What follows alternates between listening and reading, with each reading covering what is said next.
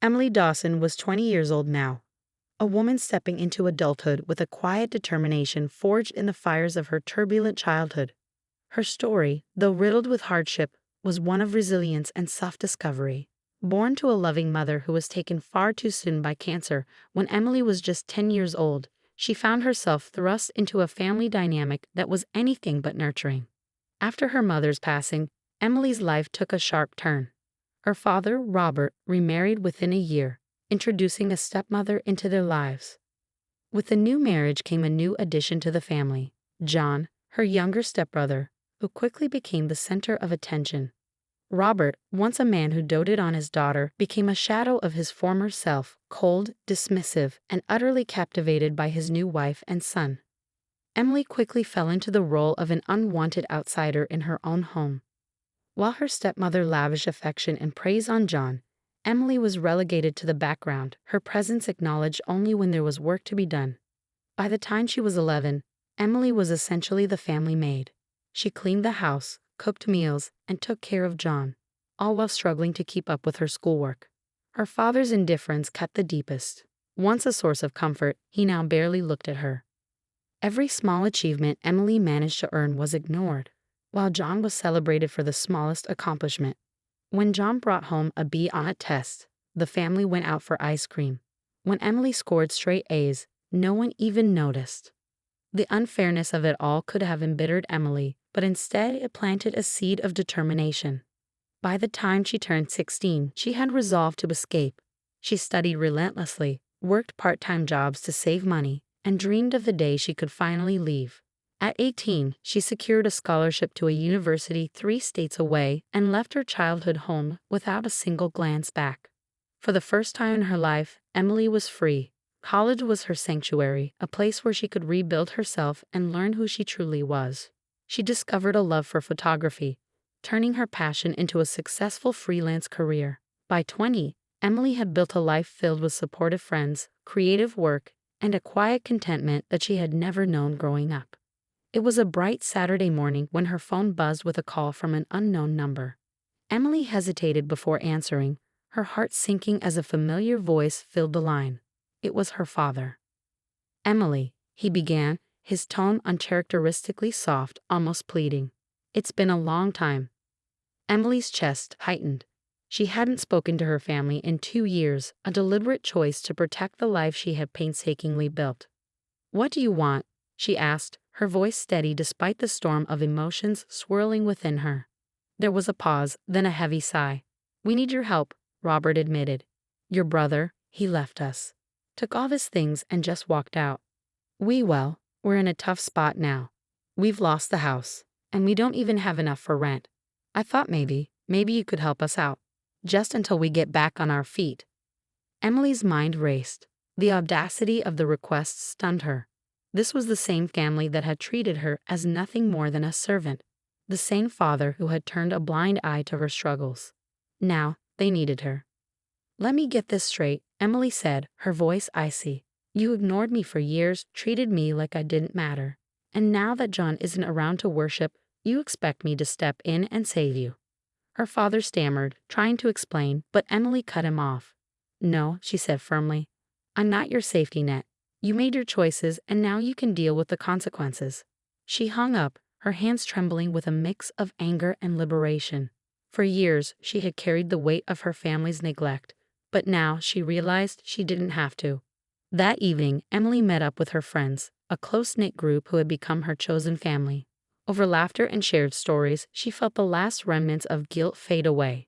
She had made the right decision, choosing herself for the first time. As the weeks passed, Emily found herself more at peace than ever. She threw herself into her photography, capturing the beauty of the world around her. One day, while snapping photos at a park, she came across a young girl who reminded her of herself, a quiet, thoughtful child with a spark of resilience in her eyes. Emily knelt beside the girl and showed her how to use the camera. The girl's face lit up, and for a moment, Emily saw a reflection of her own journey, from a silenced, overlooked child to a woman who had reclaimed her voice and her life. Emily had barely set the phone down when the weight of what just happened hit her. She leaned against the kitchen counter, staring blankly at the floor, her breath shallow. Her father's voice, pleading and full of false regret, echoed in her mind. "We need your help, Emily." Those words were like a slap across her face, sharp and unforgiving. How could they? After all these years, after everything they'd put her through, how could they now come crawling back, asking her for anything? A wave of anger surged within her, and she slammed her fist against the countertop. How dare they think she'd just step in and save them? How dare they even think she owed them anything after the way they treated her? The way they had abandoned her the second John was born. But beneath the anger, there was something else. A soft, nagging voice that tugged at her chest, the same voice that had haunted her since childhood, the voice of guilt. What if they really needed her? What if they were suffering? What if her father, so distant and harsh, had finally realized how badly he'd messed up? The thoughts swirled together in a confusing storm. She felt torn in two, her heart aching with old wounds, and yet, at the same time, a part of her couldn't escape the instinct to help. The same instinct that had driven her as a child to try and earn her father's love. The same instinct that had made her quietly endure years of being treated as nothing more than the family servant. The phone call had stirred up memories she had long buried, memories of long nights spent cleaning the house while John played video games, of being called lazy when she didn't finish her chores fast enough, of sitting at the dinner table with her family, her stomach hollow from hunger, while John ate to his heart's content, praised for his every move. Emily had always believed that if only she tried harder, if only she worked harder, her father would notice her. But he never did. Instead, he showered John with affection, praised him for his smallest accomplishments, while Emily was overlooked, left in the shadows. She had been invisible, except when it came to taking on the endless work no one else would do. Now, with the years between her and that life, she was supposed to forgive them, to throw aside all that anger, all that pain, and come to their rescue. Her phone buzzed again. It was her father, calling again. Emily stared at the screen, a deep hesitation flooding her veins. Her fingers hovered over the call button, and for a moment she almost picked it up, almost gave in. But then she remembered the look on her father's face the last time she saw him, cold, distant, like she was nothing more than a background character in his life. She remembered how he had always been too absorbed in his own problems to notice hers.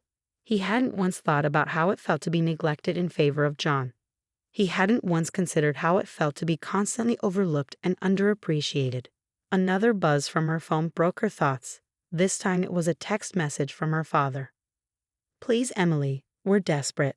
I know things haven't been perfect between us, but we're family. We can't do this without you." The words hit her like a physical blow. Desperate.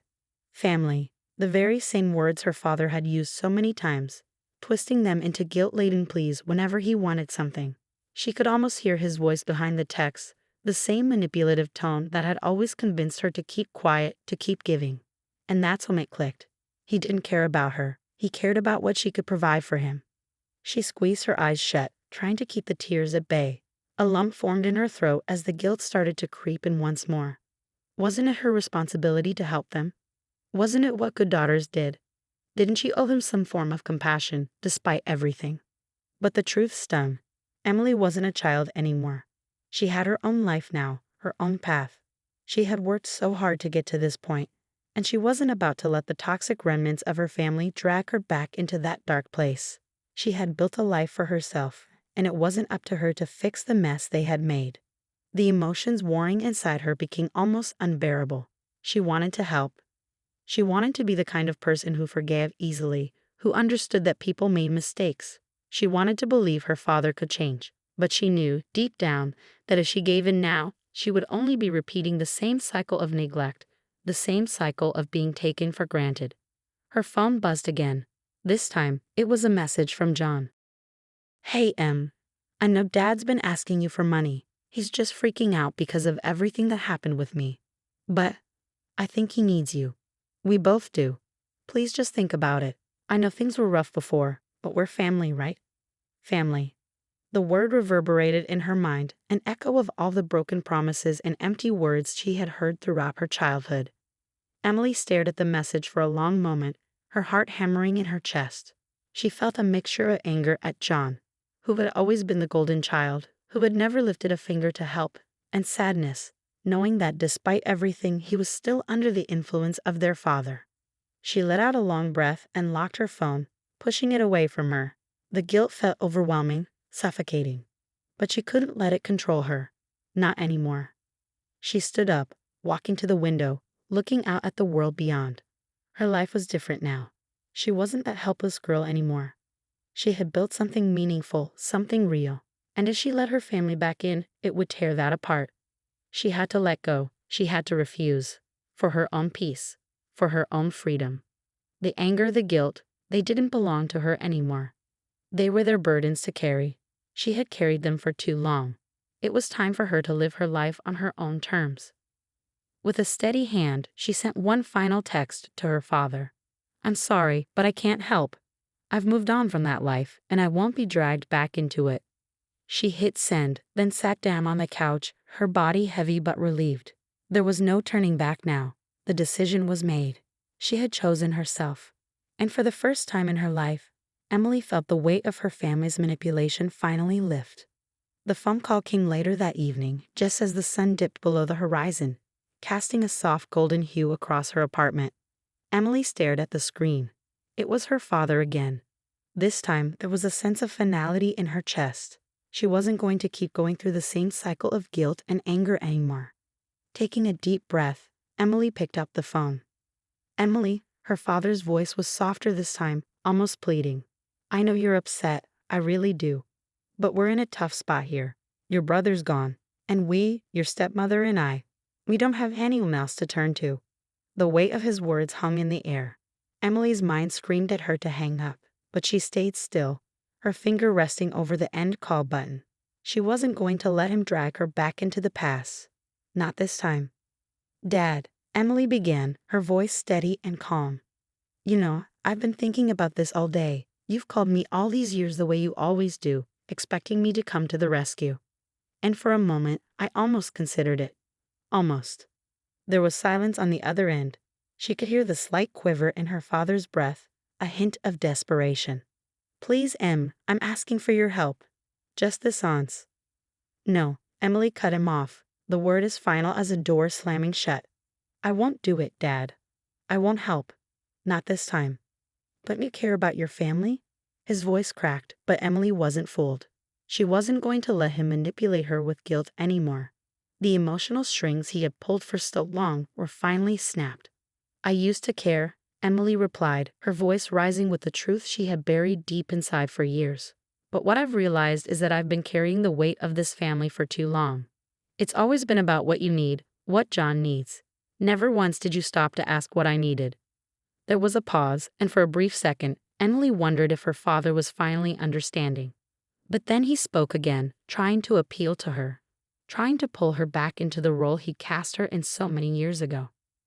"You're my daughter, Emily. I didn't always know how to show it, but I need you now. We all need you." "No, you don't need me," Emily said, each word more forceful than the last. "What you need is someone to take care of you, someone to clean up your messes. But that's not me anymore. I've spent my whole life doing that, trying to earn your approval, trying to fix everything. But I'm done." Her father's voice was now laced with frustration. "So what? You're just going to turn your back on us? You'll leave us stranded?" Emily's heart beat hard against her ribs, but she stood her ground, a newfound strength filling her chest. "You had your chance.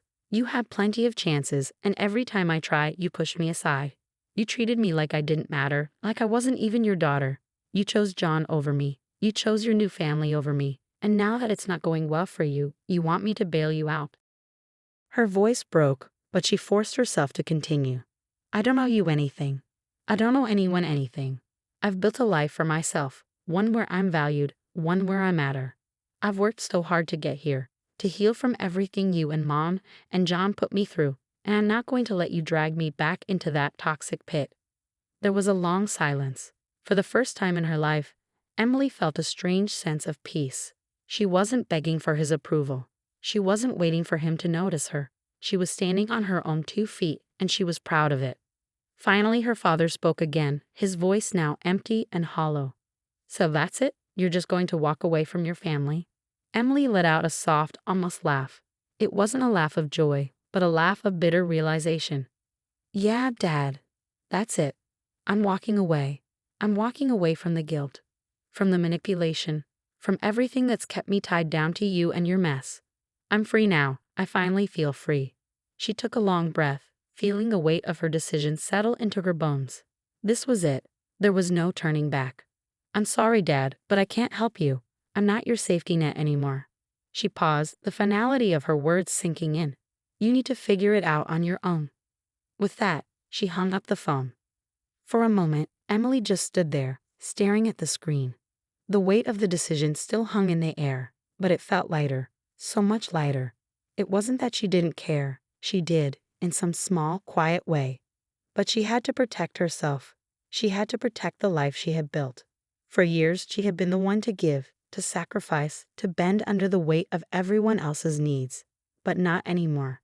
She wasn't going to be the one to fix their broken pieces while ignoring her own. And as Emily looked out the window, watching the last light of the day fade into night, a soft smile touched her lips. She had done it. She had stood up for herself. She had finally set the boundaries she had so desperately needed.